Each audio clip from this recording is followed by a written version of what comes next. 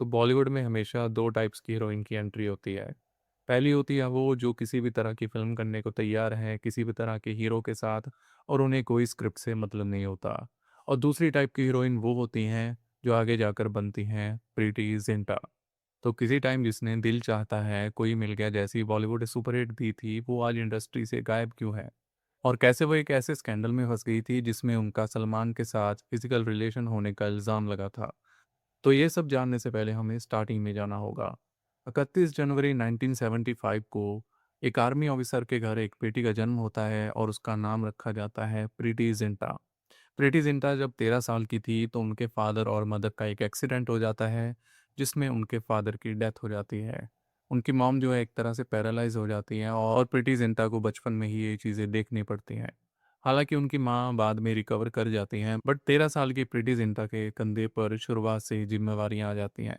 प्रीति जिंटा को पता था कि उन्हें घर की जिम्मेदारियां जल्दी उठानी होंगी। उन्होंने पहले अपनी ग्रेजुएशन की, उन्होंने पोस्ट ग्रेजुएशन की क्रिमिनल साइकोलॉजी में। इसके बाद उन्होंने अपने करियर के तौर पर मॉडलिंग को चुना और वो मॉडलिंग करने लगी। फिर ऐसे ही चलता रहा और उन्हें एक बड़ी एड मिली जिसमें उनको एक बहुत बड़ी चॉकलेट कंपनी पर्क के लिए एक एडवर्टाइजमेंट शूट करने को मिला और उसी चॉकलेट कंपनी के लिए उन्होंने एक टीवी ऐड भी शूट किया। मॉडलिंग करते करते प्रीति जिंटा के काफ़ी ज़्यादा दोस्त बन गए थे मॉडलिंग इंडस्ट्री में। ऐसे ही एक मॉडलिंग इंडस्ट्री के दोस्त ने प्रीति जिंटा को एक पार्टी में बुलाया और वहाँ पर प्रीति जिंटा को देखा एक ऐसे डायरेक्टर ने जिन्होंने बैंडिट क्वीन और मासूम बनाई है। उस डायरेक्टर का नाम था शेखर कपूर और उन्होंने प्रीति जिंटा को देखते ही कहा कि तुम्हें हीरोइन बनना चाहिए और उन्होंने एक नंबर उसे दिया और कहा कि जाकर ऑडिशन दे देना। प्रीति जिंटा एक तरह से सिलेक्ट भी हो गई, बट वो मूवी जो थी वो बंद हो गई। बट शेखर कपूर ने कहा कि तुम चाहे मेरे साथ अभी काम नहीं कर सकती, बट मैं तुम्हें दूसरी मूवीज़ के लिए रेकमेंड करूँगा। और फिर उन्होंने रेकमेंड किया प्रीति जिंटा को मणिरत्नम को। मणिरत्नम उस टाइम एक बहुत ही अमेजिंग मूवी बना रहे थे जिसका नाम था दिल से। इसमें चाहे उनका रोल 20 मिनट का ही था, बट उस 20 मिनट के रोल में भी उन्होंने कभी ये लगने ही नहीं दिया कि ये उनकी पहली मूवी है। 1998 में 23 साल की उम्र में प्रीति जिंटा ने शाहरुख खान के साथ अपना डेब्यू कर लिया था और इसी साल उन्होंने एक और ब्लॉकबस्टर मूवी दी जिसका नाम था सोल्जर।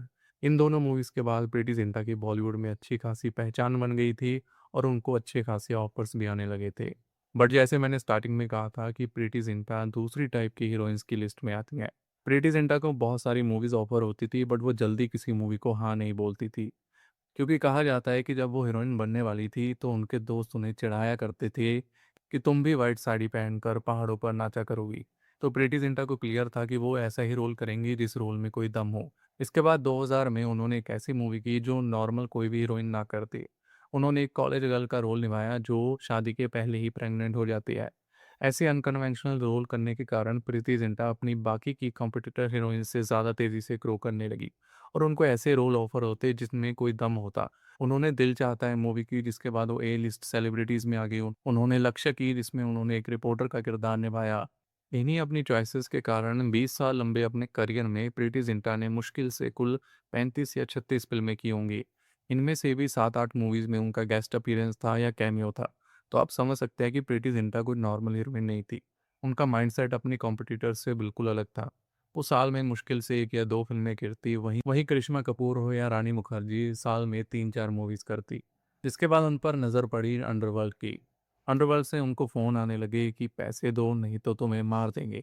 बट यहीं पर पता चलता है कि प्रीति जिंटा एक आर्मी ऑफिसर की बेटी थी और काफ़ी ज़्यादा ब्रेव थी। उन्होंने इस चीज़ की कंप्लेंट पुलिस को की, जिसके बाद से कई हीरो हीरोइंस आए जिन्होंने कहा कि हमारे साथ भी सेम हुआ है। पर जब कोर्ट की हियरिंग थी तो सिर्फ प्रीति जिंटा ही थी वहाँ पर अपनी स्टेटमेंट रिकॉर्ड करवाने के लिए, बाकी कोई भी नहीं आया। जिसके बाद उनको पुलिस प्रोटेक्शन भी मिला और उनको ऐसे थ्रेट्स आने बंद हो गए। प्रीति जिंटा ने अपने करियर में बड़े बड़े हीरोज़ के साथ काम किया। ऐसे ही उन्होंने सलमान के साथ एक मूवी की थी चोरी चोरी चुपके चुपके, जिसमें उन्होंने एक सरोगेट मदर का किरदार निभाया था। बट इस मूवी की शूटिंग के दौरान वो एक कंट्रोवर्सी में फंस जाते हैं जब एक कॉल रिकॉर्डिंग लीक हो जाती है जो कहा जाता है कि सलमान और ऐश्वर्या के बीच की कॉल रिकॉर्डिंग है। और उसमें सलमान कहते हैं कि वो प्रीति जिंटा को लाइक करते हैं और उनके फिजिकल रिलेशनशिप भी हैं प्रीति जिंटा के साथ। जिसके बाद क्या था, बॉलीवुड में हंगामा मच गया और प्रीति जिंटा को लोग ब्लेम करने लगे। बट प्रीति जिंटा चुप नहीं रही। जिस प्रेस ने ये रिकॉर्डिंग रिलीज की थी उन्होंने उस पर केस कर दिया, पर जब कोर्ट में इसको चेक किया गया था रिकॉर्डिंग फर्जी निकली और प्रीति जिंटा क्लीन चिट के साथ बाहर आई। तो आप समझ सकते हैं कि प्रीति जिंटा वो नहीं है जो चीज़ों को जाने देती है। बात करें प्रीति जिंटा की लव लाइफ की, तो उनका नाम कई लोगों के साथ जुड़ा, बट प्रीति ने कभी भी इस चीज़ को कंफर्मेशन नहीं दी। बट एक रिलेशनशिप को उन्होंने कंफर्म किया था, जो था नेस वाडिया के साथ। 2005 में प्रीति और नेस वाडिया ने इस रिलेशनशिप को ऑफिशियल कर दिया था और वो लोग शादी भी करने वाले थे। बट नेस की फैमिली जो है इस रिलेशनशिप के खिलाफ थी और वो नहीं चाहती थी कि प्रीति उनकी बहू बने। जब नेस की मॉम को एक इंटरव्यू में पूछा गया कि उनका बेटा किससे शादी कर रहा है, तो उन्होंने कहा कि मुझे नहीं फर्क पड़ता, चाहे वो एक ज़ीब्रा से शादी कर ले, मुझे कोई प्रॉब्लम नहीं है। जिसके बाद से प्रीति की फैमिली को काफ़ी हर्ट हुआ। ये रिलेशनशिप इन चीज़ों के बाद भी चलता रहा, बट कहा जाता है कि 2009 में नेस वाडिया ने प्रीति को एक पार्टी में चाटा मार दिया था। जिसके बाद प्रीति जो है नेस वाडिया से अलग हो गई थी। बट प्रीति जो है नेस वाडिया से कंप्लीटली फ्री नहीं हो सकती थी, क्योंकि 2008 में नेस वाडिया और प्रीति जिंटा ने एक टीम को लॉन्च किया था आईपीएल में, जिसका नाम था किंग्स 11 पंजाब। तो वो चाहे अब बॉयफ्रेंड गर्लफ्रेंड नहीं रहे, बट वो अभी भी बिजनेस पार्टनर्स थे। और बाद में इस कारण उनका मिलना भी होता था, और कहा जाता है कि नेस वाडिया प्रीति जिंटा को काफ़ी सारा नीचा दिखाते थे और उन्हें काफ़ी ज़्यादा भला बुरा भी बोलते थे। इतना ही नहीं, नेस वाडिया ने प्रीति जिंटा को थ्रेट भी दिए थे कि वो अपने कॉन्ट्रैक्ट से प्रीति जिंटा को गायब करवा देंगे। ये सब होने के बाद प्रीति ने 2014 में नेस वाडिया पर एक केस कर दिया कि वो मुझे थ्रेटन करता है। इसके बाद नेस ने उनसे माफ़ी मांगी और ये केस एंड हुआ। बट इन चीज़ों के कारण प्रीति जिंटा का करियर भी अफेक्ट होने लगा। 2009 तक उनकी फिल्में जो है एक कंटिन्यूटी में आती थी, जिसके बाद प्रीति जिंटा ने 4 साल का ब्रेक लिया और 2013 में इश्क इन पेरिस से कम बैक किया।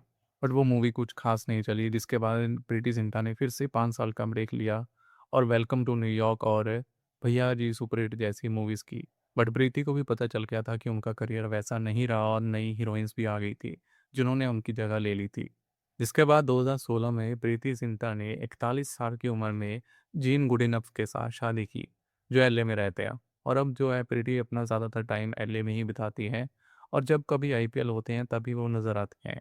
प्रीति जिंटा का करियर जो है काफ़ी ज़्यादा यूनिक रहा है और काफ़ी ज़्यादा यूनिक रोल्स में उनको देखा गया है। क्या आप ये चीज़ें प्रीति जिंटा के बारे में जानते थे, और क्या कोई हीरो या हीरोइन है जिनके बारे में आप वीडियो देखना चाहेंगे? कमेंट्स में ज़रूर बताएं। Thank you.